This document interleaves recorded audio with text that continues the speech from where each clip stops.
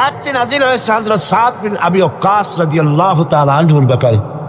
তিনি 18 বা 19 বছর বয়সে ইসলাম কবুল করেন এবং ইসলাম কবুল করার পর তার মা হামনা বিনতে সুফিয়ান, আবি সুফিয়ানের ভাইজি, তিনি দারুণভাবে অসন্তুষ্ট হয়ে গেলেন এবং তিনি অনির্দিষ্ট কালের জন্য ধর্মঘট করলেন, অনশন ধর্মঘট। অনশন ধর্মঘট কিন্তু নতুন কিছু না, আগেও ছিল। এই অনশন ধর্মঘট শুরু করল এই কথা বলে যে যতক্ষণ পর্যন্ত তার ছেলে সাদ বিন আবি ওয়াক্কাস যতক্ষণ পর্যন্ত আল্লাহর প্রতি ঈমান প্রত্যাহার করে শিরকিয়াতের দিকে ফিরে না আসবে ততক্ষণ পর্যন্ত তিনি অনশন ভাঙবেন না, তিনি কিছু খাবেন না। তার মা দলিল হিসাবে পেশ করলেন ছেলের সামনে যে দেখো পুত্র, তোমার কোরআন অনুযায়ী আমার হুকুম মানা, আল্লাহর হুকুম, আমার হুকুম তোমাকে মানতে হবে। আর আমার সাথে নাফরমানি করার অর্থ হচ্ছে আল্লাহর সাথে নাফরমানি করা। আল্লাহ অর্ডার করেছে আমার হুকুম তোমাকে মানতে হবে। এখন তুমি ওই তাওহীদকে ছেড়ে দিয়ে এই শিরকিয়াতের দিকে, আমি যেদিকে আছি সেদিকে ফিরে আসো। হযরত সাদ বিন আবি ওয়াক্কাস রাদিয়াল্লাহু তাআলা আনহু তিনি অত্যন্ত পেরেশান বোধ করলেন যে আমি এখন করবোটা কি। তিনি রাসূল করিম সাল্লাল্লাহু আলাইহি ওয়াসাল্লামের খেদমতে হাজির হলেন এবং ঘটনার বর্ণনা করলেন। এই ঘটনা যখন বর্ণনা তিনি করলেন রাসূলের কাছে, তখন সূরা আনকাবুতের এই আয়াত নাযিল হল, وَوَصَّيْنَا الْإِنسَانَ بِوَالِدَيْهِ حُسْنًا। উপদেশ দেওয়া হয়েছে মানব গোষ্ঠীকে তারা যেন তার মা বাপের প্রতি ইহসান করে, উপকার করে। কিন্তু وَإِنْ جَاهَدَاكَ لِتُشْرِكَ بِي مَا لَيْسَ لَكَ بِهِ عِلْمٌ فَلَا تُطِعْهُمَا। কিন্তু তারা যদি তোমার উপরে শিরক করতে চাপ সৃষ্টি করে অবশ্যই তাদের অনুসরণ করবা না। খবরদার, মা বাপ যদি আল্লাহর হুকুমের বাইরে যদি কিছু বলে সেই হুকুম মা বাপের পালন করা, জোরে বলে, পালন করা যাবে না। কোন অবস্থাতেই মা বাপের সেই হুকুম পালন করা যাবে না। আয়াতটির ব্যাখ্যা হচ্ছে যে মা বাপের হক তো সবচাইতে বেশি, কোনো সন্দেহ নেই। কিন্তু সেই মা বাবাই যদি মানুষকে শিরক করতে বলে তাহলে এই শিরক করতে পারবে না। কারণ হলো আল্লাহ পাকের সাথে কাউকে শরীক স্থাপন করা যাবে না। কারণ তাদের অবৈধ আব্বা সন্তানের অমান্য করাই জরুরি। এর দলিল হচ্ছে মা লাইসা লাকা বিহি ইলম, যে ব্যাপারে তোমার জানা নাই, আল্লাহর সাথে শরীক করবা এরকম কোন শরীকদার এই পৃথিবীতে কেউ নাই এবং এ সম্পর্কে তুমি জানোই না। সুতরাং তুমি আল্লাহর সাথে মা বাপের কথা মতো কাউকে শরীক স্থাপন করতে পারবে না। তাই মা বাবা যদি ভুলের উপরে থাকে তাহলে সন্তান সেই ভুলকে মানতে পারবে না, সন্তান সেই ভুলকে মানবে না। মা বাপ যদি ছেলে ইসলাম কবুল করেছে, মা বাপ ইসলাম কবুল করে নাই, এমন অবস্থা যদি হয় তাহলেও সেই মা বাপের সাথে খারাপ ব্যবহার করা যাবে না। ব্যবহার করতে হবে কি? ভালো ব্যবহার। কি করতে হবে? আল্লাহর নবী মসজিদে নববীর ভিতরে বসে আছেন, সাহাবায়ে কেরামদের নিয়ে। দেখা গেল একজন বুড়ি মেয়ে লোক প্রবেশ করেছেন। বুড়িকে আসতে দেখে নবীজি দাঁড়ায় গেছেন। সোজা কথা মনে করুন, আপনি কি কথাটা সহজ মনে করছেন? বিশ্বনবী, আল্লাহর পরে যার মর্যাদা, একটা বৃদ্ধা মেয়ে লোক দেখে দাঁড়ায় গেছেন তার সম্মানে। মেয়ে লোক এসেছেন, রাসূলুল্লাহ নিজের চাদর মোবারক বিছায় দিলেন। রাসূলের সেই মহিলার কথা শুনলেন। মহিলা বিদায় হওয়ার পর সাহাবায়ে কিরাম বললেন, ইয়া রাসূলুল্লাহ, বুঝতে পারলাম না ইনি কে। আল্লাহ নবী নিজের চাদর বিছায়া দেয় এই মহিলাকে। নবীজি বললেন, জানো না, আমি আমার মায়ের স্নেহ তেমন কিছু পাই নাই। আমি যখন মায়ের গর্ভে ছিলাম 6 মাস বয়সের সময় মায়ের পেটে থাকাকালীন বাপের এতিম হয়ে গেছি। এরপরে মা মারা গেছে। আমি মায়ের দুধ আমার কপালে তেমন হয় নাই, ভাগ্যে হয় নাই। মায়ের কোলে কাকে চড়ে মায়ের স্নেহ আমার কিসমতে তেমন হয় নাই। যার কোলে কাকে চড়ে, যার বুকের দুধ খেয়ে আমি বড় হয়েছি, ইনি আমার সেই দুধ মা হযরতে হালিমাতুস সাদিয়া। আমার দুধ মা, সুবহানাল্লাহ। মায়ের সম্মান ইসলাম এত বেশি দিয়েছে। মায়ের দুধের বদলা ইয়েমেন থেকে একজন হাজী সাহেব আসছে, মাকে ঘাড়ে নিয়ে তাওয়াফ করতেছে আর গান গাচ্ছে, শের পড়তেছে, মায়ের হক আদায় করে ফেলেছি, মাকে নিয়ে হজ করলাম, মাকে নিয়ে তায়েফ কি বলে মুজদালিফায় গেলাম, মিনায় গেলাম, রমিয়া হাজার করলাম, সাই করলাম, তাওয়াফ করলাম, মাকে গাড়ি নিয়ে সব করেছি, আমার মায়ের হক আমি আদায় করেছি। হযরত আব্দুল্লাহ বিন ওমর রাদিয়াল্লাহু তাআলা আনহুমা ওই লোকের শের শুনে, গান শুনে, এই কথা শুনে তিনি বললেন, তুমি কিসের হক আদায় করেছো? তুমি তো তোমার মায়ের একটা আহ শব্দের হক আদায় করতে পারো নাই। তোমার মা কষ্টে পড়ে তোমাকে কোলে নিয়ে, তোমাকে তোমার কষ্টের সময়, বিপদের সময়, তোমাকে দুঃখে দেখে, কষ্ট দেখে মুখ থেকে যাও শব্দটা বেড়েছে, সারা জীবন তো সেই হক আদায় করতে পারবা না। হক আদায় করছো, এত বড় কথা কি করে বলতে পারবো? আল্লাহর পরে উচ্চ স্থান হলো মা বাপের। সুবহানাল্লাহ। আল্লাহর পরে, আল্লাহ রাসূলের পরে সবচাইতে উচ্চ স্থান কার?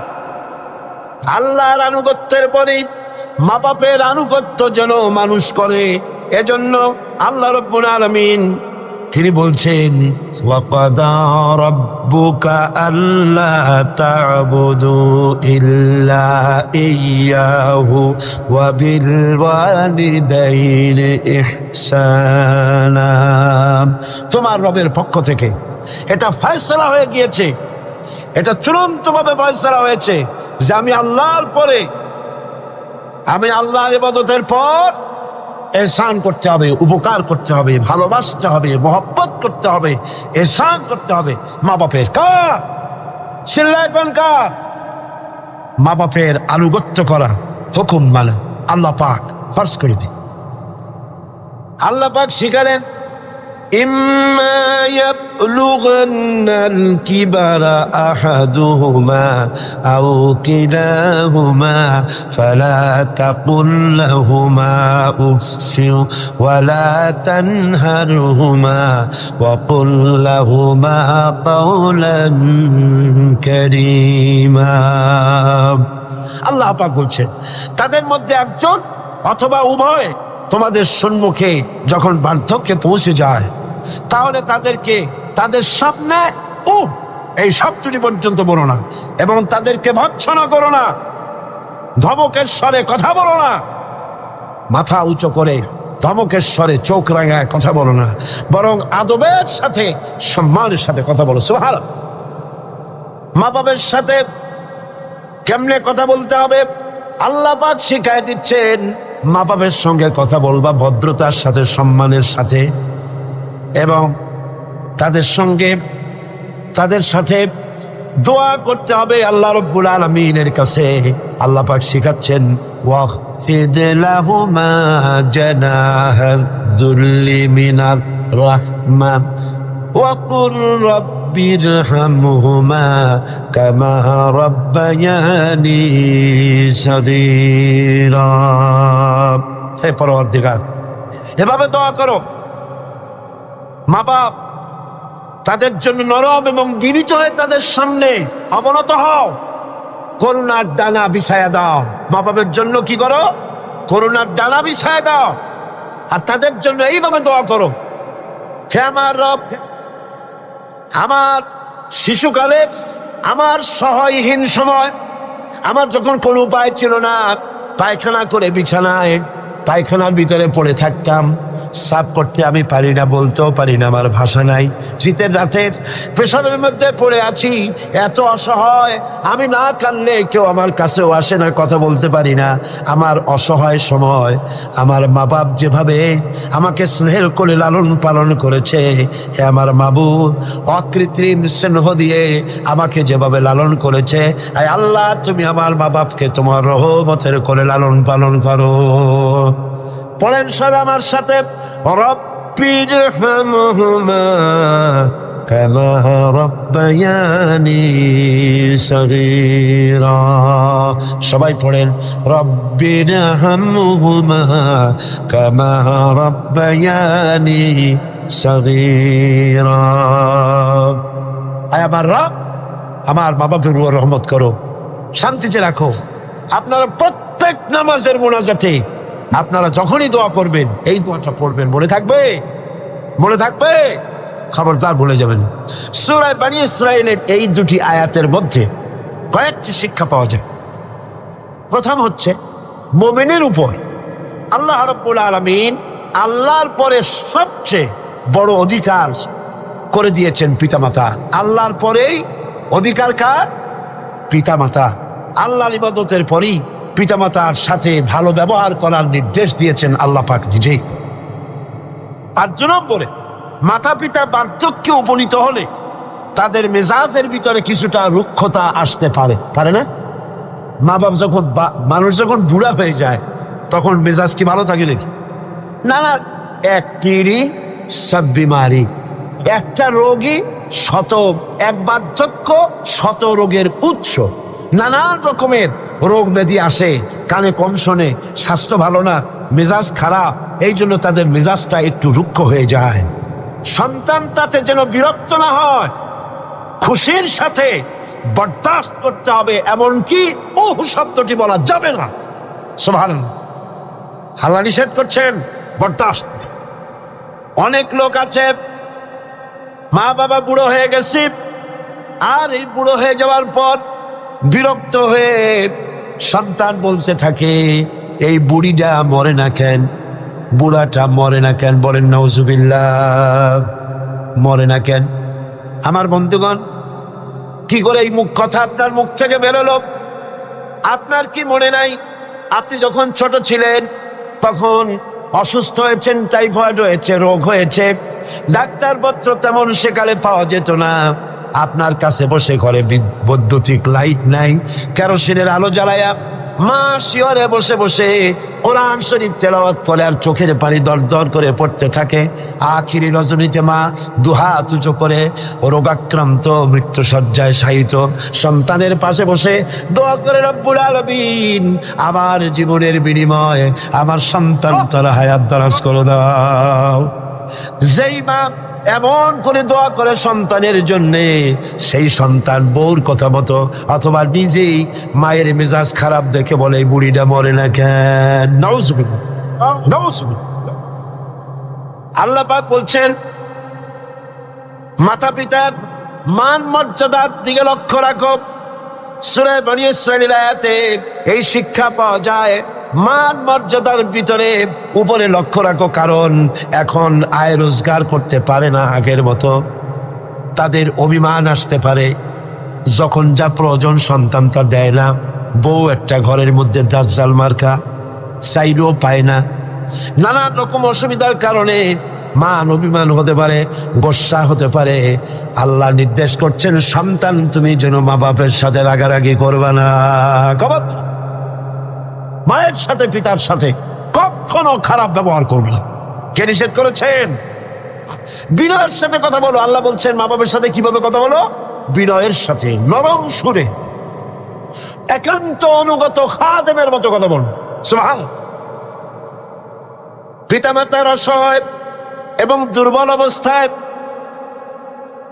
তাদেরকে বেশি করে সম্মান করো, কারণ মনে রাখা দরকার, তোমার হাজারো বিরক্তি সহ্য করেছে ছোটবেলায় তোমার মা বাবা, হাজার বিরক্তি সহ্য করেছে।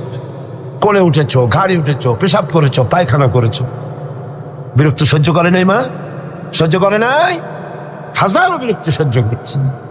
এজন্য আল্লাহ পাক বান্দাকে স্মরণ করিয়ে দিয়েছেন, বান্দারে মা বাপের জন্য দোয়া করবি, রব্বিরহামহুমা কামা রব্বায়ানি সগীরা। এই দায়িত্ব কে দিলেন? কে দিলেন? এখন আপনি যেন দায় সারার জন্য, আল্লাহ দায়িত্ব দিছে বলে আপনি দায় সারার মতো মায়ের একটু কাপড় দিলেন, বাপের একটু জামা দিলেন, 2-5 টাকা দিলেন, দায় সারার জন্য দিচ্ছেন না অন্তরের মহব্বত দিয়ে দিচ্ছেন? এটা দেখছেন কে? দেখেন আল্লাহ কি বলছেন, রব্বুকুম আ'লামু বিমা ফী নুফুসিকুম ইন তাকুনু সালিহিনা ফাইন্নাহু কানা লিল আওয়াবিনা গফুরা। তোমার রব কিন্তু জানেন যে তুমি কি দায়সারা গোছের কাজ করছো, না আমার অর্পিত দায়িত্ব হিসেবে তুমি তোমার মাকে সম্মান করছো, টাকা দিচ্ছ, পিতাকে সম্মান করছো, আমি দেখতে পাচ্ছি। তবে আল্লাহ পাক তওবাকারীকে ভালোবাসেন, সালিহিনদেরকে ভালোবাসেন। আর আল্লাহ পাক হচ্ছেন গফুর, তিনি হচ্ছেন ক্ষমাশীল। দায়িত্ব পালন হিসেবে মহব্বত দিয়ে, ভালোবাসা দিয়ে, শ্রদ্ধা দিয়ে তোমার মা বাপের খেদমত করবে, দায়সারা গোছের জন্য না হয়। কারণ এককালে তুমি ছেলে যাদের মুখাপেক্ষী, ভালো করে শোনেন, এককালে আমরা সবাই মা বাপের মুখাপেক্ষী ছিলাম না? বলেন ছিলাম না? এককালে তুমি যাদের মুখাপেক্ষী ছিলে তারা আজ তোমার মুখাপেক্ষী হয়ে গেছে। আবার সময় আসবে যখন আমরাও আমাদের সন্তানদের মুখাপেক্ষী হয়ে যাব। তিলকাল আইয়ামু নুদাবিলুহা বাইনান নাস, এটাই হলো ইতিহাস, এরকমই হবে। দাদা বসেছিল পুকুর পাড়ে গোসল করবে, একেবারে কুজো হইয়া হাঁটু মাথার উপর উঠে গেছে। নাতি কাছে গিয়ে বলছে, দাদা বর্ষিটা কত দিয়ে কিনছ? দাদা তো বর্ষির মতো পূজা হয়ে গেছে। দাদা রসিকতা বুঝতে পেরেছেন। দাদা বলছেন, ভাই কেনা লাগবে না, সময় আসলে তুমিও একটা ফ্রি পাবা। কাজে আজকে আমরা এক সময় অসহায় ছিলাম, মা বাপ আমাদেরকে যত্ন করে লালন পালন করেছে। আজ তারা অসহায়, তুমি তাদেরকে যদি মর্যাদা দাও, তুমি তখন অসহায় হবে, তোমার সন্তান তোমাকে অবশ্যই মর্যাদা দেবে।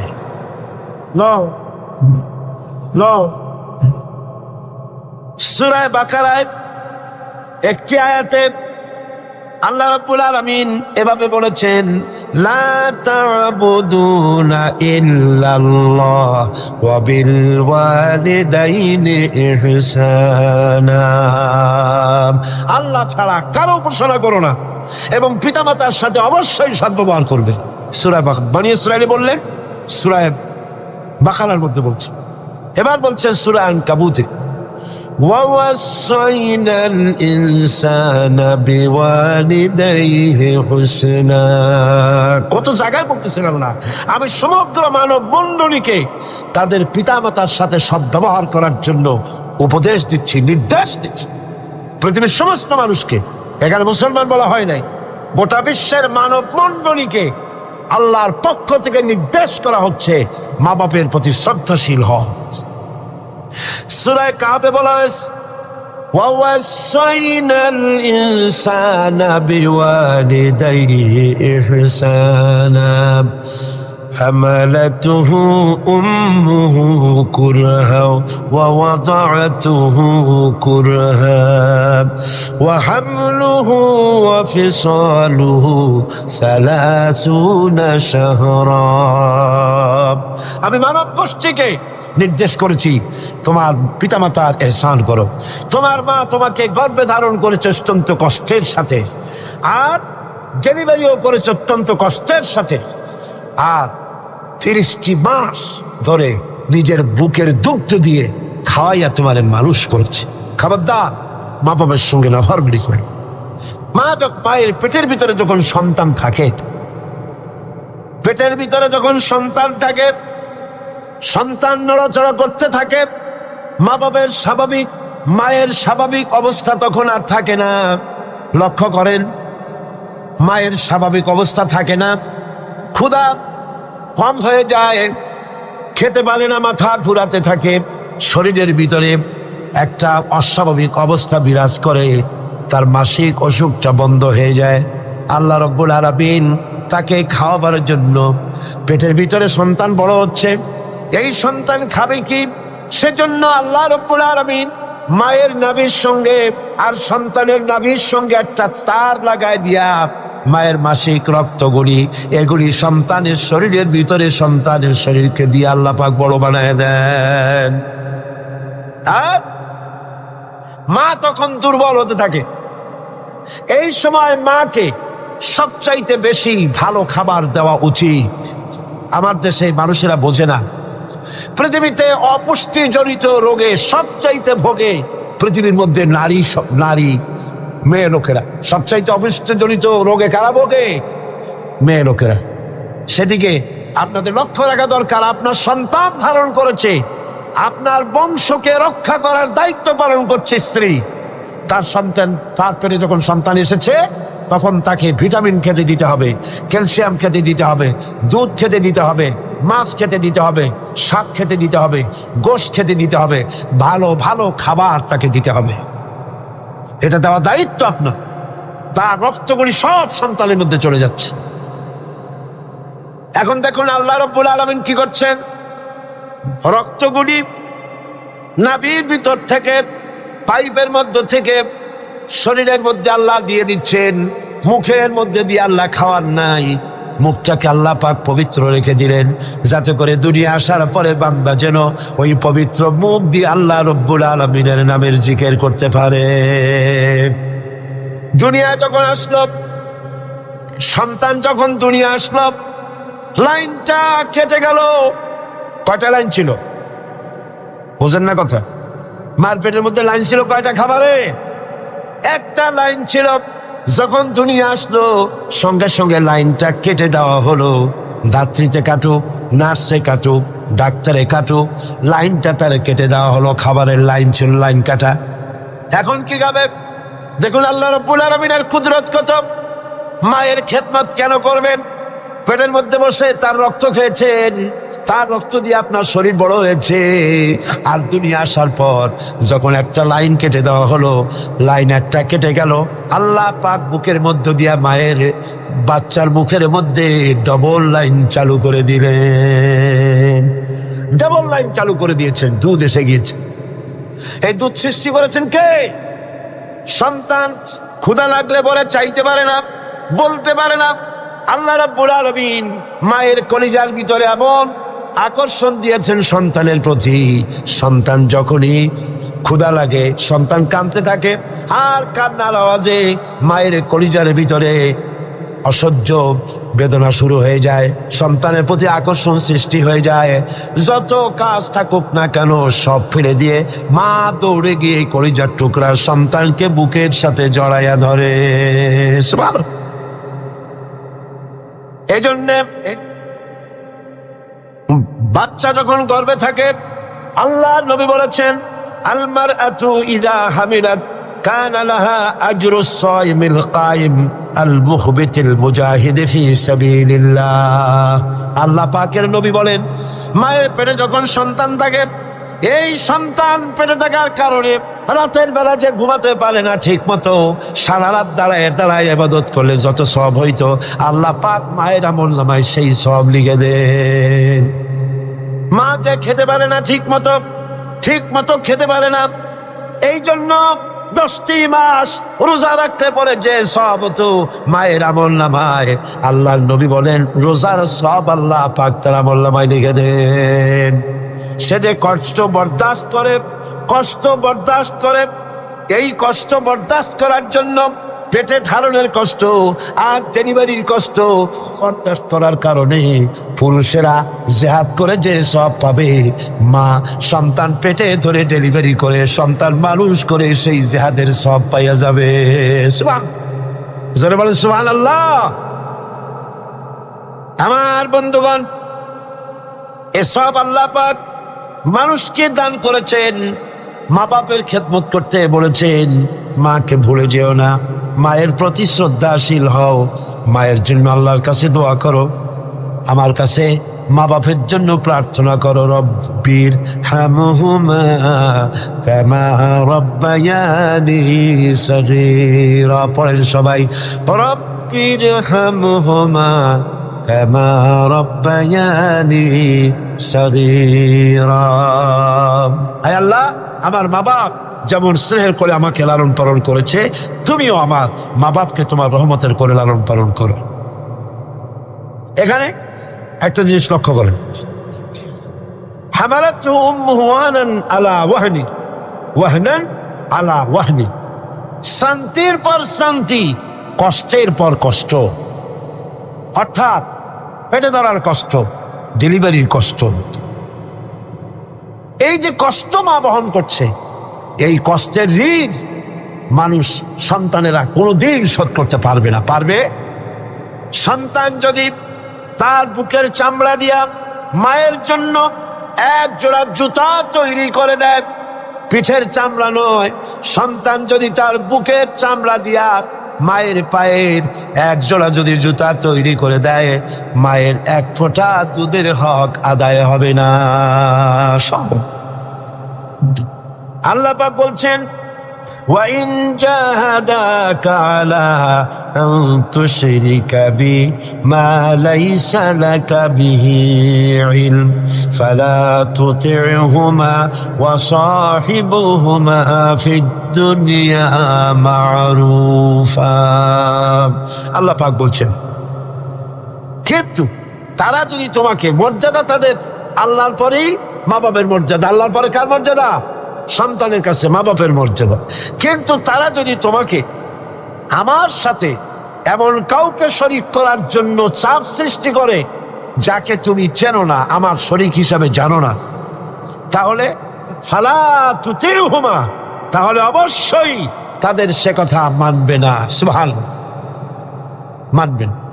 মা বাপের কথা কতটুকুন মানা যাবে এবং কতটুকুন মানা যাবে না, সে ব্যাপারেও শরীয়ত ঠিক করে দিয়েছে। ঠিক এরকম আরেকটি আয়াত সূরা আনকাবুতের মধ্যে এসেছে। আল্লাহ পাক বলছেন, وَوَصَّيْنَا الْإِنسَانَ بِوَالِدَيْهِ حُسْنًا وَإِنْ جَاهَدَاكَ لِتُشْرِكَ بِي مَا لَيْسَ لَكَ بِهِ عِلْمٌ فَلَا تُطِعْهُمَا। আল্লাহ পাক নির্দেশ করছেন, মা বাপের খেদমত করো, সম্মান করো, ইহসান করো। আর তারা যদি তোমাদের উপরে কোনো চাপ সৃষ্টি করে আমার সাথে কাউকে শরীক স্থাপন করার জন্য, তাহলে অবশ্যই তাদের এই কথা তোমরা মানবে না। এর ব্যাখ্যা হচ্ছে, এই আয়াতটি নাজিল হয় সেই সময় যখন তিরমিজি, আহমদ এবং নাসাই এই তিনটি হাদিসে এই দৃষ্টান্তটা এসেছে এই আয়াত নাজিলের প্রেক্ষাপট সম্পর্কে। এই আয়াতটি নাজিল হয়েছে হযরত সাদ বিন আবি ওয়াক্কাস রাদিয়াল্লাহু তাআলা আনহুর ব্যাপারে। তিনি 18 বা 19 বছর বয়সে ইসলাম কবুল করেন এবং ইসলাম কবুল করার পর তার মা হামনা বিনতে সুফিয়ান, আবি সুফিয়ানের ভাইজি, তিনি দারুণভাবে অসন্তুষ্ট হয়ে গেলেন এবং তিনি অনির্দিষ্ট কালের জন্য ধর্মঘট করলেন, অনশন ধর্মঘট। অনশন ধর্মঘট কিন্তু নতুন কিছু না, আগেও ছিল। এই অনশন ধর্মঘট শুরু করল এই কথা বলে যে যতক্ষণ পর্যন্ত তার ছেলে সাদ বিন আবি ওয়াক্কাস যতক্ষণ পর্যন্ত আল্লাহর প্রতি ঈমান প্রত্যাহার করে শিরকিয়াতের দিকে ফিরে না আসবে, ততক্ষণ পর্যন্ত তিনি অনশন ভাঙবেন না, তিনি কিছু খাবেন না। তার মা দলিল হিসাবে পেশ করলেন ছেলের সামনে যে, দেখো পুত্র, তোমার কোরআন অনুযায়ী আমার হুকুম মানা, আল্লাহর হুকুম, আমার হুকুম তোমাকে মানতে হবে। আর আমার সাথে নাফরমানি করার অর্থ হচ্ছে আল্লাহর সাথে নাফরমানি করা। আল্লাহ অর্ডার করেছে আমার হুকুম তোমাকে মানতে হবে। এখন তুমি ওই তাওহীদকে ছেড়ে দিয়ে এই শিরকিয়াতের দিকে, আমি যেদিকে আছি সেদিকে ফিরে আসো। হযরত সাদ বিন আবি ওয়াক্কাস রাদিয়াল্লাহু তাআলা আনহু তিনি অত্যন্ত পেরেশান বোধ করলেন যে আমি এখন করবোটা কি। তিনি রাসূল করিম সাল্লাল্লাহু আলাইহি ওয়াসাল্লামের খেদমতে হাজির হলেন এবং ঘটনার বর্ণনা করলেন। এই ঘটনা যখন বর্ণনা তিনি করলেন রাসূলের কাছে, তখন সূরা আনকাবুতের এই আয়াত নাযিল হল, وَوَصَّيْنَا الْإِنسَانَ بِوَالِدَيْهِ حُسْنًا।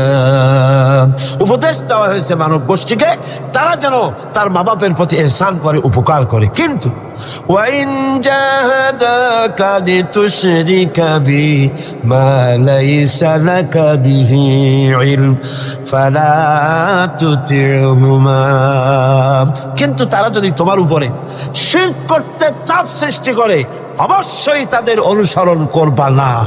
খবরদার, মা বাপ যদি আল্লাহর হুকুমের বাইরে যদি কিছু বলে, সেই হুকুম মা বাপের পালন করা, জোরে বলে, পালন করা যাবে না। কোনো অবস্থাতেই মা বাপের সেই হুকুম পালন করা যাবে না। আয়াতটির ব্যাখ্যা হচ্ছে যে মা বাপের হক তো সবচাইতে বেশি, কোনো সন্দেহ নেই, কিন্তু সেই মা বাবাই যদি মানুষকে শিরক করতে বলে তাহলে এই শিরক করতে পারবে না। কারণ হলো আল্লাহ পাকের সাথে কাউকে শরীক স্থাপন করা যাবে না, কারণ তাদের অবৈধ আব্বা সন্তানের অমান্য করাই জরুরি। এর দলিল হচ্ছে মা লাইসা লাকা বিহি ইলম, যে ব্যাপারে তোমার জানা নাই আল্লাহর সাথে শরীক করবা এরকম কোন শরীকদার এই পৃথিবীতে কেউ নাই, এবং এ সম্পর্কে তুমি জানোই না, সুতরাং তুমি আল্লাহর সাথে মা বাপের কথা মতো কাউকে শরীক স্থাপন করতে পারবে না। তাই মা বাবা যদি ভুলের উপরে থাকে তাহলে সন্তান সেই ভুলকে মানতে পারবে না, সন্তান সেই ভুলকে মানবে না। মা বাপ যদি ছেলে ইসলাম কবুল করেছে, মা বাপ ইসলাম কবুল করে নাই, এমন অবস্থা যদি হয় তাহলেও সেই মা বাপের সাথে খারাপ ব্যবহার করা যাবে না। ব্যবহার করতে হবে কি? ভালো ব্যবহার। কি করতে হবে? এই ভালো ব্যবহার সম্পর্কে রাসূল করিম সাল্লাল্লাহু আলাইহি ওয়াসাল্লামের কাছে প্রশ্ন করা হলো, আইয়ুল আমালি আহাব্বু ইলাল্লাহি তাআলা, আল্লাহর কাছে সবচাইতে ভালো আমলটা কি? রাসূল করিম সাল্লাল্লাহু আলাইহি ওয়াসাল্লাম জবাব দিলেন, আসসালাতু আলা ওয়াক্তিহা, নামাজ তার ওয়াক্ত মতো আদায় করা, এটাই হলো সবচাইতে ভালো আমল। সাহাবী প্রশ্ন করলেন, তারপরে কি? রাসূলুল্লাহ বললেন, বিররুল ওয়ালিদাইন, মা বাপের খেদমত করা, এটাই হলো সবচাইতে ভালো কাজ। আরেকজন প্রশ্ন করলেন, মান আহাব্বুন নাস বিহুসনি সাহাবাতি, হে রাসূল সবচাইতে আমার কাছে ভালো ব্যবহার পাওয়ার হক কার? আল্লাহর নবী বলেন, উম্মুক, তোমার মা। সাহাবী প্রশ্ন করলেন, সুম্মা মান, এরপরে কে? রাসূল বললেন, উম্মুক, তোমার মা। তারপরে কে? হুজুর বললেন, তোমার মা। তারপরে কে? হুজুর বললেন, তোমার পিতা। মার মর্যাদা কয় গুণ বাড়লো? কয় গুণ বাড়লো? 3 গুণ বেড়ে গেল। কার চাইতে? বাপের চাইতে মায়ের মর্যাদা কয় গুণ? 3 গুণ বেশি বেড়ে গেল। হযরত আব্দুল্লাহ ইবনে আমর রাদিয়াল্লাহু তাআলা আনহু তিনি বলেছেন, যা রাজুলুন ইলান নবী সাল্লাল্লাহু আলাইহি ওয়াসাল্লাম ফাস্তাযানা লাহু ফিল জিহাদ, তিনি বলছেন যে একজন লোক রাসূলের কাছে আসলেন এবং তিনি অনুমতি চাইলেন জিহাদে যাওয়ার জন্য, যুদ্ধে অংশগ্রহণ করার জন্য। ফাকালা আহাইয়ুন ওয়ালিদাক, রাসূল জিজ্ঞেস করলেন, তোমার পিতামাতা কি জীবিত আছেন? তিনি জবাব দিলেন, ক্বালা নাম, হ্যাঁ আমার মা বাবা জীবিত আছে। ক্বালা ফাফিহিমা ফাজাহিদ, চলে যাও বাড়ি, মা বাবার খেদমত করো, এটাই তোমার জন্য জিহাদ। জোরে বলেন সুবহানাল্লাহ। হাজমা নামক আরেকজন সাহাবী রাসূল করিম সাল্লাল্লাহু আলাইহি ওয়াসাল্লামের কাছে উপস্থিত হলেন। তিনি অনুমতি চাইলেন যে রাসূল আমি জিহাদে যেতে চাই, আমি জিহাদে যেতে চাই। হুজুর বললেন, আলাকা ওয়ালিদাতুন, তোমার কি মা বেঁচে আছেন? তিনি বললেন, হ্যাঁ আমার মা জীবিত আছেন। আল্লাহর নবী বললেন, ইযহাব ফাকরিমহা ফাইন্নাল জান্নাতা তাহতা রিজলাইহা, আখরাজাহুন নাসাই, নাসাই শরীফের হাদিস। রাসূলুল্লাহ বললেন, তোমার মা যখন আছে, ইযহাব, ফিরে যাও, বাড়ি চলে যাও, ফাকরিমহা, এবং মায়ের সম্মান করো, ইজ্জত করো, মায়ের খেদমত করো, ফাইনাল জান্নাতা তাহতা রিজলাইহা, তোমার জান্নাত তোমার মায়ের 2 পায়ের নিচে। সুবহানাল্লাহ কইতে পারলেন না? পারলেন না জোরে সোরে সুবহানাল্লাহ বলতে? আমি বারবার এই কথা বলেছি আপনাদেরকে, আমরা হচ্ছি পুরুষ, আমাদের পায়ের তলে জুতা, স্যান্ডেল। আমাদের পায়ের তলে কি? জুতা, স্যান্ডেল। আর এই পর্দার আড়ালে যারা বসে আছেন, আমার ঘরে আপনার ঘরে যারা আছেন, আমাদের মা বোনেরা, মায়ের জাত। নারীরা হচ্ছে কিসের জাত? নারীরা কিসের জাত? এই মায়ের জাত নারীর পায়ের তলে আল্লাহর জান্নাত। সুবহানাল্লাহ। আল্লাহর নবী মসজিদে নববীর ভিতরে বসে আছেন, সাহাবায়ে কেরামদের নিয়ে। দেখা গেল একজন বুড়ি মেয়ে লোক প্রবেশ করেছেন। বুড়িকে আসতে দেখে নবীজি দাঁড়ায় গেছেন। সোজা কথা মনে করুন, আপনি কি কথাটা সহজ মনে করছেন? বিশ্বনবী, আল্লাহর পরে যার মর্যাদা, একটা বৃদ্ধা মেয়ে লোক দেখে দাঁড়ায় গেছেন তার সম্মানে। মেয়ে লোক এসেছেন, রাসূলুল্লাহ নিজের চাদর মোবারক বিছায় দিলেন। রাসূলের সেই মহিলার কথা শুনলেন। মহিলা বিদায় হওয়ার পর সাহাবায়ে কিরাম বললেন, ইয়া রাসূলুল্লাহ, বুঝতে পারলাম না ইনি কে। আল্লাহ নবী নিজের চাদর বিছায় দেয় এই মহিলাকে। নবীজি বললেন, জানো না, আমি আমার মায়ের স্নেহ তেমন কিছু পাই নাই। আমি যখন মায়ের গর্ভে ছিলাম, 6 মাস বয়সের সময় মায়ের পেটে থাকাকালীন বাপের এতিম হয়ে গেছি। এরপরে মা মারা গেছে। আমি মায়ের দুধ আমার কপালে তেমন হয় নাই, ভাগ্যে হয় নাই। মায়ের কোলে কাকে চড়ে মায়ের স্নেহ আমার কিসমতে তেমন হয় নাই। যার কোলে কাকে চড়ে, যার বুকের দুধ খেয়ে আমি বড় হয়েছি, ইনি আমার সেই দুধ মা হযরতে হালিমাতুস সাদিয়া, আমার দুধ মা। সুবহানাল্লাহ, মায়ের সম্মান ইসলাম এত বেশি দিয়েছে।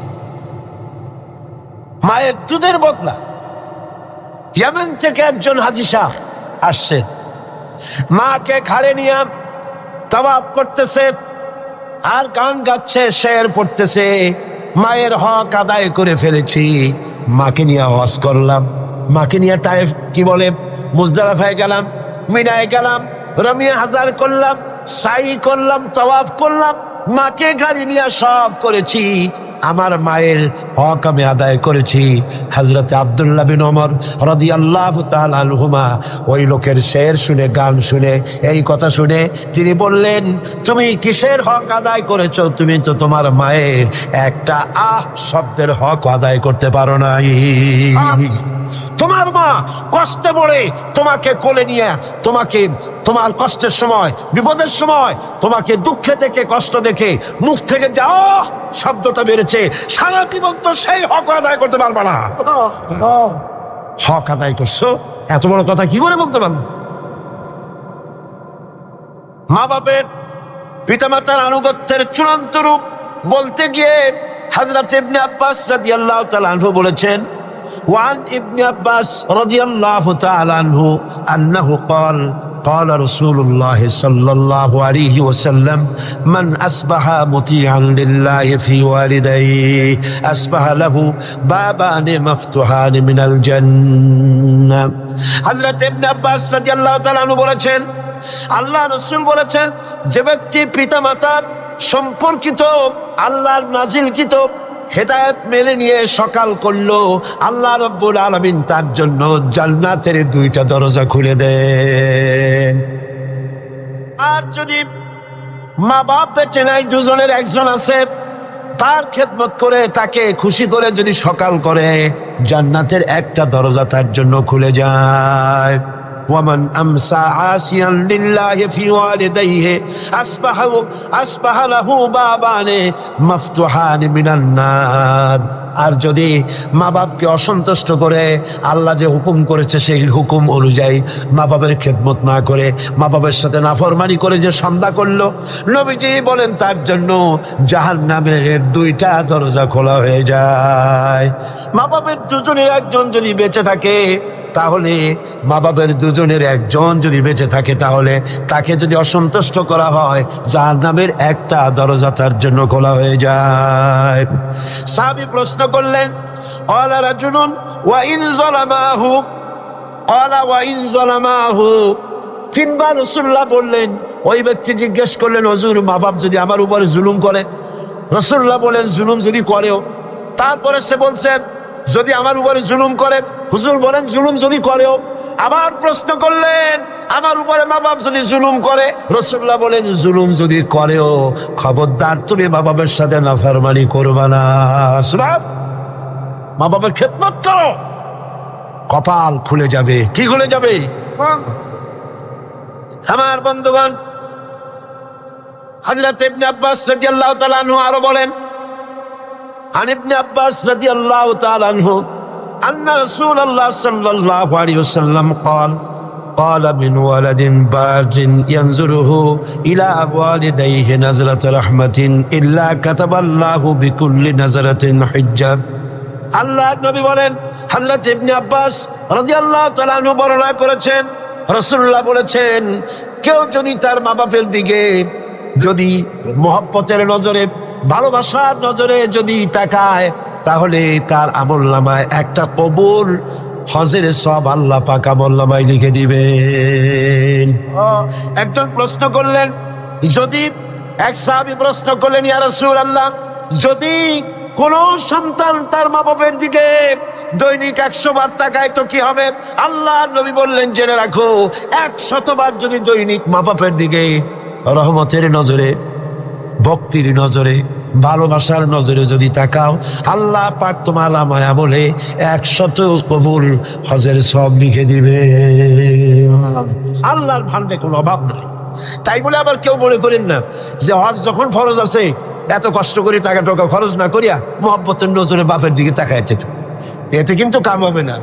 উল্টা পাল্টা চিন্তা করবেন না, চিন্তাটা ঠিক মতো করেন। হজ যার উপর ফরজ হয়েছে যাই আদায় করতে হবে, এখানে আল্লাহ পাক সওয়াব দিবেন। এই সওয়াবে আপনার হজ যে ফরজ হয়ে আছে সেই দায়িত্ব কিন্তু আদায় হবে না। আর মা বাবার খেদমত যদি করেন তাহলে আপনার দুনিয়ার ফায়দাটা কি?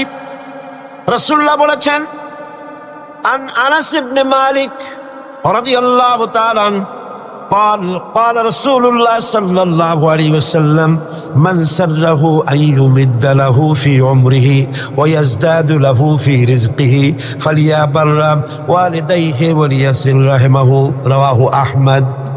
আল্লাহ নবী বলেন, হযরতে আনাস বিন মালিক রাদিয়াল্লাহু তাআলা থেকে বর্ণিত, আল্লাহ নবী বলছেন, কেউ যদি দুনিয়ায় তার রিজিক বাড়াতে চায়, সম্মান বাড়াতে চায়, হায়াত বাড়াতে চায়, সে যেন তার মা বাপের খেদমত করে।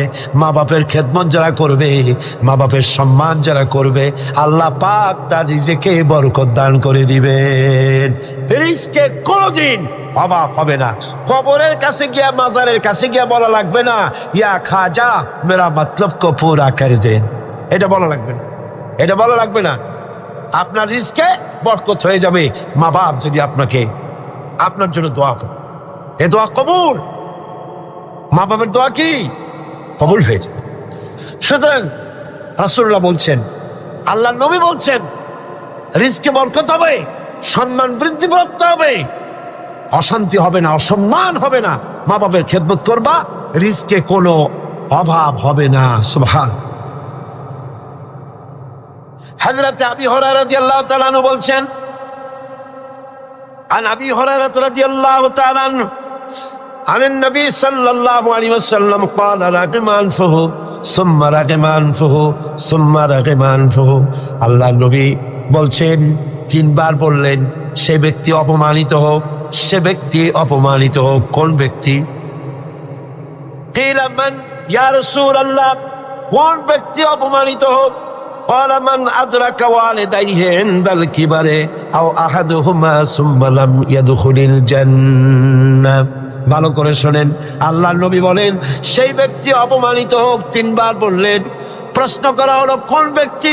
রাসূলুল্লাহ বললেন, মা বাপ 2 জন অথবা একজনকে জীবনে সে পেল আর খেদমত করে আল্লাহর জান্নাত নিজের জন্য ওয়াজিব করে নিতে পারলো না, তার মতো হতভাগ্য আর কেউ নাই। মা বাপ যাদের আছে প্রাণ ভরে তাদের খেদমত করো, তাদের খেদমতে আল্লাহ পাক কিসমত খুলে দেবে। আবু দাউদ শরীফের একটি হাদিস শুনুন। হযরত আব্দুল্লাহ বিন আমর রাদিয়াল্লাহু তাআলা আনহু তিনি বলছেন, এক ব্যক্তি তার মাতা পিতাকে কাঁদায় রেখে রাসূলের সামনে জিহাদে যাওয়ার জন্য উপস্থিত হয়েছেন, মা বাপকে ক্রন্দনরত অবস্থায় রেখে। রাসূলুল্লাহর কাছে খবর এলো, এই যুবক জিহাদে যাওয়ার জন্য আসছে আর তার মা বাপ কাঁদতেছে। রাসূলুল্লাহ বললেন, ফিরে যাও, মা বাপকে যেভাবে কান্দায় আসছো ওইভাবে খুশি করে তারপরে আসো, মা বাপকে অখুশি রেখে জিহাদে যাইও না। মা বাপের খেদমত করো, তাদেরকে খুশি করো। অন্য হাদিসে এসেছে, রাসূল কারীম সাল্লাল্লাহু আলাইহি ওয়াসাল্লামের খেদমতে একজন হাজির হয়ে অভিযোগ করলো। একজন হাজির হয়ে সে অভিযোগ করছে, হে রাসূল, আমার মা খুব বদমেজাজের মেয়ে লোক। কে বলছে? এক যুবক বলছে রাসূলের কাছে গিয়ে, আমার মা খুব বদমেজাজের মানুষ। অভিযোগ। প্রিয় নবী তার জবাবে বললেন, হে যুবক, 9 মাস ধরে অব্যাহত ভাবে তোমার মা যখন তোমাকে গর্ভে ধারণ করেছিল তখন তো তোমার মায়ের মেজাজ খারাপ ছিল না। তোমার মা যখন তোমাকে পেটে ধরে রাখছিল তোমার মেজাজ খারাপ ছিল? আহারে কি সুন্দর কথা। পেটের ভিতরে একটা জীবিত মানুষ, একটা জীবিত মানুষের পেটের মধ্যে আর একটা জীবিত মানুষ, সে চুপ করে বসে নাই, কেন দিয়ে গুঁতো মারতেছে, হাঁটু দিয়ে গুঁতো মারতেছে। আমার তো মনে হয় যে এই রকমের যদি পুরুষের হইতো, পুরুষের যা মেজাজ খারাপ, দুনিয়া আসার সাথে সাথে ঠ্যাং ধরে আসার মারতো যে পেটের মধ্যে বসে এত নড়াচড়া করছি কেন। আর মায়ের অবস্থাটা দেখেন, এত কষ্ট পেটে ধারণ করায়, ডেলিভারি যখন করলো 10 মাসের পেটে ধরার কষ্ট আর ডেলিভারির কষ্ট, ডেলিভারিতে তো কত কষ্ট হয় সে কথা আল্লাহ ছাড়া আর কেউ জানে না। এই ডেলিভারি যখন হয়ে যায়, মা যখন বসে এলো, মা প্রথমেই জানতে হয় কি হয়েছে, আমারে দেখাও। সন্তান যখন মায়ের চোখের সামনে তুলে ধরা হয়, আমার আল্লাহ পাক বলেন মায়ের 10 মাসের পেটে ধরার কষ্ট আর ডেলিভারির কষ্ট সন্তানের চেহারা দেখার সঙ্গে সঙ্গে মায়ের মন থেকে আমি আল্লাহ মুছে ফেলে দেই। রাসূলুল্লাহ বলছিল, যুবক আজকে তুমি বলতেছো তোমার মায়ের মেজাজ খারাপ, কিন্তু 9 মাস যখন পেটের মধ্যে তুমি ছিলা তখন তোমার মেজাজ খারাপ হয় নাই। যুবক তখন পাল্টা জবাব দিল, হে রাসূল আমি মিথ্যা কথা বলছি না, আমার মা সত্যই তার মেজাজটা দারুণ খারাপ। হুজুর বললেন, সে যখন রাতের পর রাত জাগতো আর তোমারে দুধ খাওয়াইতো, তুমি তোমার মা গভীর রাতে ঘুমাস, তুমি চিৎকার করতেছ, ঘুম ভাঙা তোমারে কোলে নিয়ে দুধ খাওয়াইলো, 2.5 বছর পর্যন্ত জ্বালাইছো মায়ের বুকের দুধ খাইয়া, দিনে দুপুরে রাত্রে কত কষ্ট দিছো, তখন তো তোমার মায়ের মেজাজ খারাপ ছিল না। আরে আরে খেতে বসেছে মা, মা কি করে, সকলকে আগে খাওয়ায়, স্বামীরে খাওয়াইলো, মেহমান খাওয়ালো, বাচ্চাদের খাওয়ালো, সব শেষে সামান্য তরকারি আর ভাত আছে, খাইতে বসছে সব শেষে, বাচ্চারে কোলে নিয়ে, বাচ্চা পায়খানা করে দিয়েছে কোলের মধ্যে। মা বিরক্ত হইল না, বিরক্ত হলো না, খাবারের থালাটা সরায় রেখে মা বাচ্চাকে কোলে করে নিয়ে বাচ্চাকে সাফ করালো, নিজের কাপড় চোপড় সাফ করলো, তারপরে ক্রন্দনরত বাচ্চার মুখে 2-3টা চুমা দিয়া তারপর আবার খাইতে বসলো। যেই মা তোমারে নিয়া এভাবে করে 2.5 মাস পর্যন্ত বুকের দুধ খাওয়া তোমারে বড় করলো, তখন তো তোমার মায়ের মেজাজ খারাপ ছিল না। যুবক বলছেন, হে রাসূল আমার মা আমাকে নিয়ে যত কষ্ট করেছে আমি সে কষ্টের হক আদায় করে দিয়েছি, আমি তাকে হক আদায় করছি, যার তার খাবার দিয়েছি, পরার দিয়েছি, তারে নিয়ে হজ করেছি, হক আমি আদায় করে দিয়েছি। আল্লাহ নবী জিজ্ঞেস করলেন, সত্যি কি তুমি হক আদায় করছো? কয় যে হ্যাঁ আমি হক আদায় করে দিচ্ছি। প্রিয় নবী জবাবে বললেন, তুমি তো বলছো হক আদায় করেছো, কিন্তু আমার প্রশ্ন হচ্ছে তুমি কি তোমার মায়ের সেই কষ্টের বদলা দিতে পেরেছো যে কষ্ট তোমাকে ভূমিষ্ঠ করার সময় তোমার মায়ের হয়েছিল? তোমাকে ডেলিভারি করার সময় তোমার মায়ের যে যন্ত্রণা হয়েছিল সে হক কি আদায় করতে পেরেছো? কিয়ামত পর্যন্ত আদায় করতে পারবেন। খবরদার মা বাবার সঙ্গে নাফরমানি করবেন। মাতা পিতার সাথে যারা নাফরমানি করে তাদের কপাল পুড়ে যায়। একজন প্রশ্ন করেছেন, হে রাসূল আমার মা বাপ তো জীবিত নাই, আমি খেদমত কিভাবে করব, কিভাবে তাদের খেদমত করব? আমি তো বেয়াদবি করে ফেলেছি, অনেক নাফরমানি করেছি, করবোটা কি? এখন আমার উপায় কি? রাসূল করিম সাল্লাল্লাহু আলাইহি ওয়াসাল্লাম বলেছেন, এর জন্য উপায় আছে, 4টা পদ্ধতি আছে। 4 পদ্ধতিতে মা বাপের মৃত্যুর পরে তাদের খেদমত করা যায়। কয় রকম? কয়টা পদ্ধতি? মুখস্থ করেন। মা বাপের সাথে যারা নাফরমানি করেছেন অথবা করেন নাই, মা বাপ মরে গেছে, এখনো আপনার দায়িত্ব আছে। কয়টা? 4টা। খেসানুন আরবা, 4টা পদ্ধতি আছে।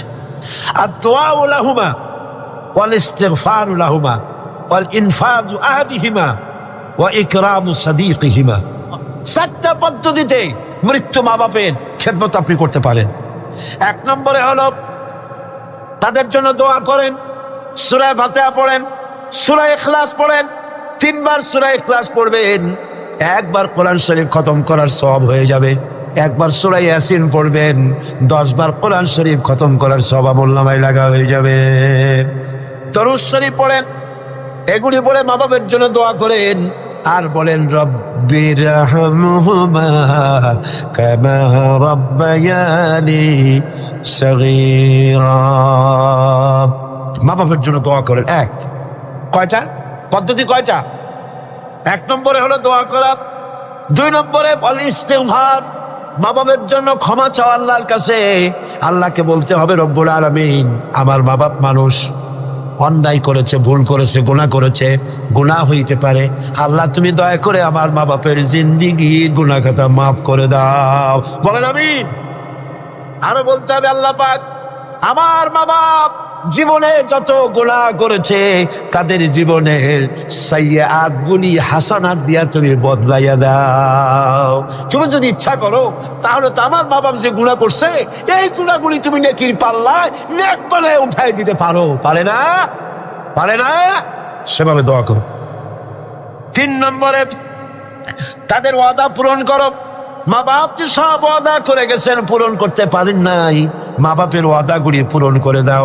4 নম্বরে মা বাপের যেসব বন্ধু আছে, মায়ের যেসব বান্ধবী আছে, তাদের সঙ্গে সম্মানজনক আচরণ করো। মাঝে মধ্যে তাদেরকে হাদিয়া দিও। পিতার আত্মীয়দের, পিতার বন্ধুদের সাথে বাপের মতো শ্রদ্ধা করো, সম্মান করো। সুবহানাল্লাহ, সুবহানাল্লাহ। রাসূলকে প্রশ্ন করা হয়েছে, হুজুর আমি তো অনেক গুনাহ করে ফেলছি, আমার উপায় কি? হুজুর বললেন, মায়ের খেদমত করো। শুনতেছেন কথা? শুনতেছেন?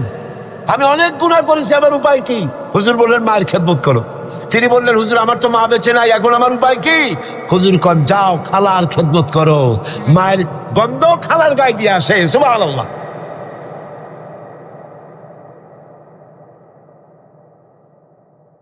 মা বাবার সঙ্গে যারা দুর্ব্যবহার করে এই দুনিয়ায় তাদেরকে আল্লাহ রাব্বুল আলামিন শাস্তি দিবেন, আর পরকালের শাস্তি তো তাদের জন্য রয়েই গেছে। দুনিয়ার শাস্তিও আছে আর পরকালের শাস্তিও তাদের জন্য রয়ে গেছে। মা বাপের দোয়া অবশ্যই কবুল। 3 জনের দোয়া মুস্তাজাবুদ দাওয়া। 3 জন। কয়জন? 3 জন। পীর সাহেবের দোয়া, মৌলানা সাহেবের দোয়া, সুফি সাহেবের দোয়া কবুল হইতেও পারে, নাও হইতে পারে। কোনো গ্যারান্টি হইতেও পারে, নাও হইতে। কিন্তু আল্লাহর নবী 3 জনকে গ্যারান্টি দিয়েছেন। মুসাফির, প্রবাসী, তার দোয়া কবুল হবে। যেমন পাকিস্তান থেকে জামিয়া আশরাফিয়ার মুহতামিম হযরত মাওলানা ফজলুর রহিম সাহেব এখানে উপস্থিত হয়েছেন, আসরের নামাজ পড়ছেন। প্রবাসী মুসাফিরের দোয়া কবুল হবে, বলেন সুবহানাল্লাহ। আবার মাজলুম ব্যক্তি, অত্যাচারিত ব্যক্তি যদি দোয়া করে, আল্লাহ পাক তার দোয়া মঞ্জুর করে নেবেন। আর মা বাপ যদি সন্তানের জন্য দোয়া করে, অবশ্যই সেই দোয়া কবুল হয়ে যাবে। অবশ্যই মা বাপের দোয়া কবুল, কোনো সন্দেহ নাই। লা শাক্কা ফি ওয়ালা রাইবা ফি। মা বাপ দোয়া করলে কবুল হবেই হবে। সুবহানাল্লাহ। এখন এই আয়াতের শেষ দিকে আল্লাহ পাক বলছেন, ফালা তুতিউহুমা ওয়া সাহিবুহুমা ফিদ দুনিয়া মারুফা। মা বাপ যদি মুশরিকা হয় তাহলে তাদের সাথে আচরণটা কিন্তু খারাপ করা যাবে না। কথা বুঝতে পেরেছেন? আচরণ খারাপ করা যাবে না, আচরণ ভালো করতে হবে, ভালো হতে হবে। সদাচার করো, সদাচরণ করো। মা বাপ যদি অমুসলিম হয়, গুনাহগার হয়, এমনকি মা যদি বেশ্যা হয়, তোমার কাছে মা মাই, খবরদার মায়ের সাথে নাফরমানি করতে পারবে না। কথা বুঝে আসছে? মাথায় ঢুকতেছে? এবার দেখুন, হযরত আসমা বিনতে আবি বকর রাদিয়াল্লাহু তাআলা আনহা, তিনি বলছেন, আনা আসমা বিনতে আবি বকর রাদিয়াল্লাহু তাআলা আনহা قالت قدمت علي أمي وهي مشركة في عهد رسول الله صلى الله عليه وسلم রাসূলুল্লাহর যুগে আমার মা মুশরিক অবস্থায় আমার বাড়ি আসলো। আমি প্রশ্ন করলাম, হে রাসূল, আমার মা আমার বাড়িতে আসছে, আমি কি তার সঙ্গে আত্মীয় জনিত ব্যবহার করব নাকি? আমার মা হিসাবে তার সাথে আমি সেরকম ব্যবহার করব নাকি? অথচ তিনি ইসলামের প্রতি বেজার, আপনার প্রতি নাখোশ, আল্লাহর প্রতি নাখোশ, ইসলাম তিনি ভালোবাসেন না। আমার বাড়ি আসছে, আমি তার মেয়ে, আমি এখন তার খেদমত করা বা তার প্রতি ভালো ব্যবহার করা আমার জন্য কি রকম হবে আপনি বলেন? নবীজি বললেন, অবশ্যই তুমি তোমার মায়ের সাথে সম্মানজনক, আত্মীয়তাজনক, মায়ের সাথে সন্তান যেমন ব্যবহার করে সেই ব্যবহার করা লাগবে। মা মুশরিকা হতে পারে, ব্যবহার পাবে সে সন্তান যে ব্যবহার করা উচিত সেই ব্যবহারই পাবে। এই জন্য যাদের মা এবং পিতা মুশরিক বা মুশরিকা, তাদের জন্য সন্তান কেঁদে কেঁদে আল্লাহর কাছে দোয়া করবে। তোমার মা যদি বেনামাজি হয়, তোমার বাপ যদি বেনামাজি হয়, তাহলে তাদের নসিহত করতে গিয়া আঙ্গুল উঁচু করে, চোখ নাইয়া, মাথায় ধমক দিয়া, ধমকের সুখে সুরে মা বাপকে কথা বলতে পারবা না। পায়ে ধরে বলো মাকে, পিতাকে পায়ে ধরে বলো, বাবা, হে আমার মা বাবা, নামাজ পড়ছেন না, এটা জাহান্নামের রাস্তা, অনুগ্রহ করে নামাজ পড়ুন। ধমক দেওয়া যাবে না। সুবহানাল্লাহ। আমার বন্ধুগণ, মা বাপের জন্য কেঁদে কেঁদে দোয়া করতে হবে। যাদের মা বাপ এরকম, ইসলাম সহ্য করতে পারে না, আল্লাহ সহ্য করতে পারে না, রাসূল সহ্য করতে পারে না, এটা তো সেই যুগে ছিল, কিন্তু বর্তমান যুগেও আছে না? নাই আছে কিনা? এই মাহফিলও বহুত মহিলা এভাবে চিঠি আমাকে লিখেছেন, মাহফিলে আসে কিন্তু স্বামীটা বরদাস্ত করতে পারে না, কিন্তু সিনেমায় গেলে কোনো খারাপ কিছু বলে টলে, সেখানে যাও মাহফিলে যে ছেলে ইসলামী ছাত্র শিবির করে, অসহ্য, টাকা বন্ধ করে দাও, লেখাপড়া বন্ধ করে দাও, সহ্য হয় না। ইসলামী ছাত্রী সংস্থা করে, মৌলবাদী হয়ে গেছে, পয়সা দেয় না, খাবার দেয়। হায় রে কপাল পোড়া বাপ, তোমার তো চিন্তা করা উচিত, তোমার ছেলে সে তো কমিউনিস্ট আন্দোলন করে নাই, তোমার ছেলে তো সিনেমায় যায় না, তোমার ছেলে তো girls high school, girls college ছুটির সময় এতিমের মতো মেয়েদের দিকে তাকায় থাকে, তোমার ছেলে মাস্তানি করে না, তানাবাজি করে না, ইসলামী ছাত্র শিবির করে, ইসলামী ছাত্রী সংস্থা করে, পবিত্র সংগঠন করে। তুমি তো সেজদা দিয়ে কানবা, আল্লাহ আমার ছেলে ভালো কাজ করতেছে, ঠিক কিনা? জোরে বলেন ঠিক কিনা? আমার বন্ধুগণ, মা বাবার জন্য দোয়া করতে হবে, মা বাবার জন্য দোয়া করতে হবে। রব্বির হামহুমা কামা রাব্বায়ানি সগীরা, খুব মিষ্টি করে ভালো করে পড়েন, রব্বির হামহুমা কামা রাব্বায়ানি সগীরা। হযরতে আবু হুরায়রা রাদিয়াল্লাহু তাআলা আনহু ইসলাম গ্রহণ করার পর দীর্ঘদিন যাবত তার মা ইসলাম কবুল করেন নাই, বরং আবু হুরায়রা রাদিয়াল্লাহু তাআলা আনহুকে বড় জ্বালাইছে। তিনি মায়ের পায়ে পড়েছেন, বহু অনুরোধ করেছেন, কোনো কিছুতে কাজ হয়নি। একদিন তিনি অনেক রাত করে বাড়িতে ফিরেছেন, মা তাকে প্রশ্ন করলেন, এত রাত কোথায় ছিলি? তিনি বললেন, আমি ছিলাম রাসূল করিম সাল্লাল্লাহু আলাইহি সাল্লামের কাছে। শোনা মাত্র মা তাকে খুব করে মারলেন, গলা ধাক্কা দিয়ে বাড়ি থেকে বের করে দিলেন। তিনি রাসূলুল্লাহর খেদমতে এসে কাঁদতে লাগলেন। আল্লাহর নবী বলেন, আবু হুরায়রা কাঁদো কেন? হযরত আবু হুরায়রা বললেন, ইয়া রাসূলুল্লাহ, মা আমাকে মেরেছে। বললেন, মারলো কেন? তিনি বললেন, ঘটনা শোনালেন, আপনার কাছ থেকে দেরি করে যাওয়ার কারণে আপনার নাম শুনে সহ্য করতে না পেরে আমাকে মারছে। হুজুর বলেন, আবু হুরায়রা, মা তোমাকে মেরেছে, এখানে আমার কিছু করার নাই, আমি এখানে দখলান্দাজ করতে পারবো না, আমি এখানে কোনো ইন্টারফেয়ার করতে পারবো না, মা মারছে, আমি কি করবো? সুবহানাল্লাহ।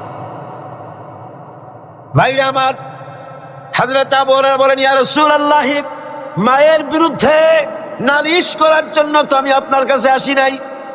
বললেন, কেন এসছো?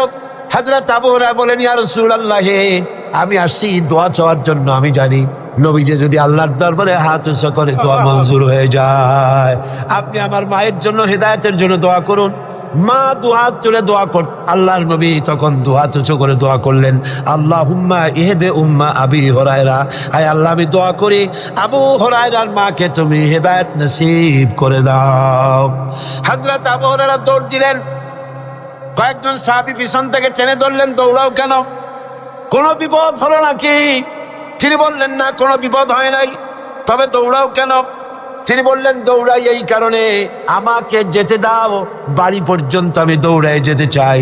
আমি বাড়ি পর্যন্ত দৌড়াই গিয়ে দেখতে চাই। আমি দৌড়ে আমার বাড়িতে আগে পৌঁছলাম না, রাসূলুল্লাহর দোয়া আমি বাড়ি যাওয়ার আগে রাসূলের দোয়া আমার বাড়ি পর্যন্ত গেল নাকি? হযরতে আবু হুরায়রা রাদিয়াল্লাহু তাআলা আনহু তিনি বাড়িতে চলে গেলেন, দরজায় গিয়ে নক করলেন। ভেতর থেকে আওয়াজ এলো, কে? তিনি বললেন, মা, আমি আবু হুরায়রা এসেছি। মা বলছেন, আব্বু অপেক্ষা করো, দরজা খুলে দিতেছি। হযরতে আবু হুরায়রা তিনি বললেন, মায়ের গলার আওয়াজ দিয়েই আমি বুঝতে পারলাম আমি ঘরে আসার আগে রাসূলুল্লাহ তীর তার নিশানায় পৌঁছে গেছে, দোয়া কবুল হয়ে গেছে। হযরতে আবু হুরায়রা বলেন, মা বেরিয়ে এলেন, গোসল করে এসেছেন। মা আমারে বললেন, বাবা তোমাকে মারার পর আমি বড় অনুতপ্ত হয়েছি যে আমি মারলাম কেন। আমার ছেলে তো কোনো খারাপ মানুষের কাছে যায় নাই, দুনিয়ার সর্বশ্রেষ্ঠ মানুষের কাছে গেছে, মারলাম কেন? বড় অনুতপ্ত আর অনুশোচনা আমি করেছি। আমি গোসল করেছি, আমি ওযু করেছি, আমাকে জলদি করে নিয়ে চলো, আল্লাহর নবীর খেদমতে নিয়ে হাজির করে দাও। হযরতে আবু হুরায়রার মা ঘোষণা করলেন, লা ইলাহা ইল্লাল্লাহু মুহাম্মাদুর রাসূলুল্লাহ। বন্দুক দিয়ে গুলি করলে সেই গুলি তার টার্গেটে পৌঁছতে যত না দেরি হবে, মা বাবার দোয়া, বাবার দোয়া এর থেকে দ্রুত গতিতে আল্লাহ পাকের আরশ আজিম পর্যন্ত পৌঁছে যাবেন। এগুলি পৃথিবীতে কোথাও নাই, ইসলাম শিখিয়েছে। কে শিখিয়েছে? জোরে বলেন, কে শিখিয়েছে? ইসলাম শিখেছে। এভাবে আল্লাহ পাক বলছেন, তোমার উপরে যদি সাফ, এই মা বাবার খেদমত তো তুমি করবাই, কিন্তু মা বাবা যদি অন্যায় করতে বলে, শিরক করতে বলে, গুনার কাজ করতে বলে, অবশ্যই তুমি সেই গুনার কাজ করবা না। ওয়াত্তাবি সাবিলা মান আনাবা ইলাইয়া, বরং অনুসরণ করবে সেই ব্যক্তি, যে ব্যক্তি আমার পথে পরিচালিত হয়েছে, আমার পথে যে চলছে, আমার পথে যে ডাকে, তার দিকে এগিয়ে আসো। সুম্মা ইলাইয়া মারজিউকুম, আর এরপরে তোমাদের সকলকেই আমার কাছে ফিরে আসতে হবে। কার কাছে? কার কাছে? ফাউনাব্বিউকুম বিমা কুনতুম তা'মালুন, আর এরপরে কিয়ামতের দিন তোমাদের সমস্ত কাজের ফলাফল আমার কাছে প্রকাশিত হয়ে যাবে। আল্লাহুম্মা আমিন। ربنا ظلمنا أنفسنا وإن لم تغفر لنا وترحمنا لنكونن من الخاسرين ربنا لا تزغ قلوبنا بعد إذ هديتنا وهب لنا من لدنك رحمة إنك أنت الوهاب। আয় আল্লাহ তাআলা, লক্ষ লক্ষ মুসলমান নরনারী দীর্ঘক্ষণ ধরে তোমার কোরআনের কথা আমরা শুনেছি।